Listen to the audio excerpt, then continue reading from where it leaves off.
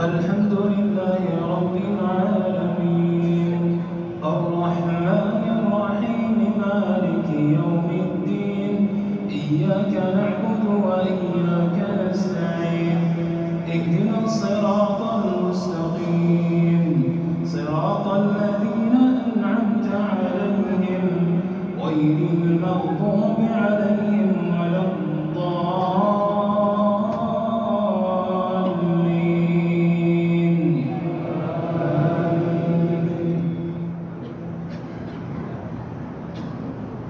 والذين يتوفون منكم ويذرون أزواجا يتربصن بأنفسهن 4 أشهر وعشرا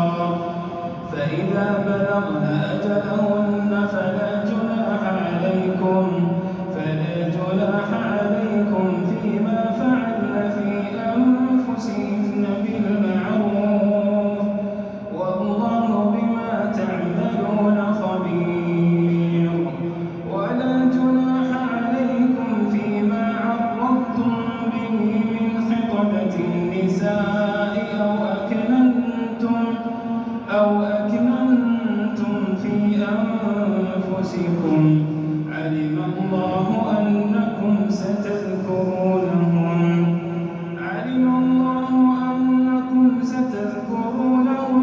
ولكن لا تواعدوهن سرا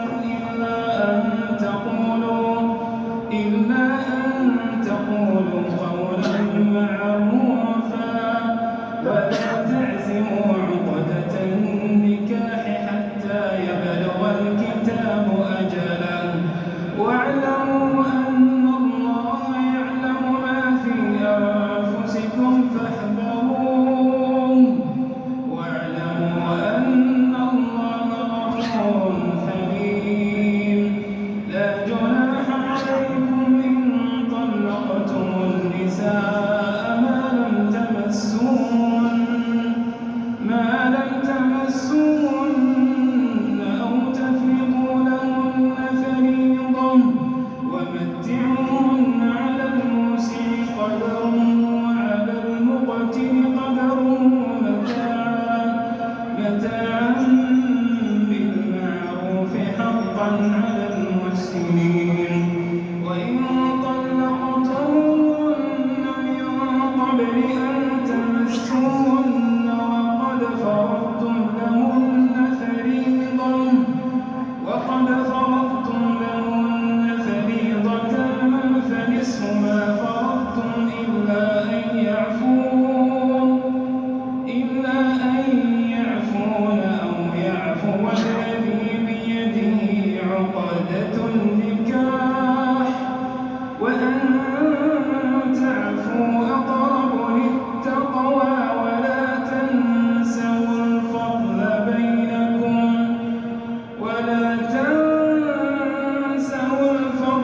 بينكم إن الله بما تعملون بصير.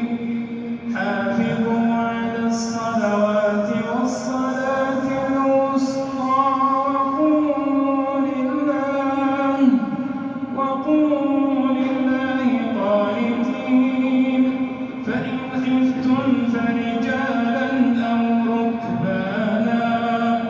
فإذا أمنتم فاذكروا الله كما علمكم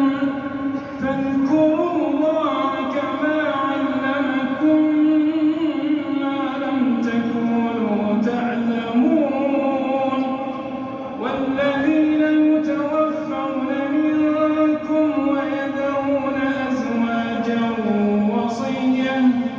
وصية لأزواجهم متاعا إلى الحول غير إخراج فإن خرجن فلا جناح عليكم فيما فعلن في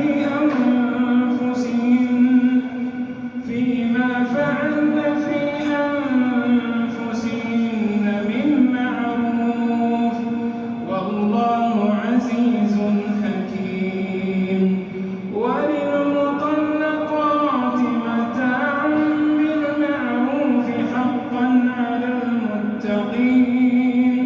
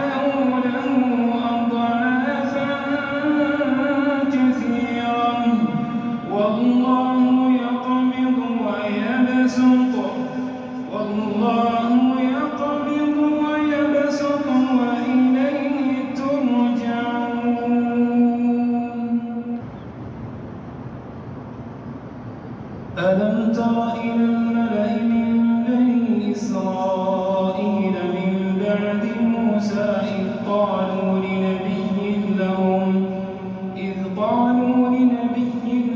ابعث لنا ملكا نقاتل في سبيل الله قال هل عسيتم إن